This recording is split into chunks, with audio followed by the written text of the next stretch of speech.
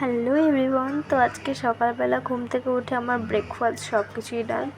সকালবেলা ক্লিপ নিতে পারিনি, তো আমি তারপরে বিছানাটা ভালো করে গুছিয়ে নিলাম। অ্যান্ড এখানে আমার ভুলু, তারপরে সব কিছু ঠিক করে গোছানো গেছে। এই হেলমেটগুলো হচ্ছে আমার মামার, ও এসেছিলো।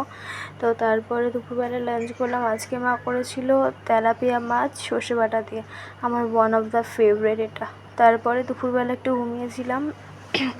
ঘুম থেকে উঠে তো প্রচণ্ড মাথা যন্ত্রণা করছিলো, মানে সিরিয়াসলি এত মাথা যন্ত্রণা করছিলো। তারপরে একটু খিদে পাচ্ছিলো, তো এই কেকটা খেয়ে নিলাম। অ্যান্ড দেন আমি আর মামা একটু বেরিয়েছিলাম, একটু আড্ডা মারতে, চা টা খেতে বেরিয়েছিলাম। তার প্রচণ্ড বৃষ্টি পড়ছিলো, তো আমরা অলমোস্ট ভিজেই গেছি। তারপরে বাড়ি এসে ডিনার করতে, মানে অনেকক্ষণই এসেছিলাম, ক্লিপ নিতে ভুলে গেছিলাম, তো ডিনার করতে বসে গেছিলাম।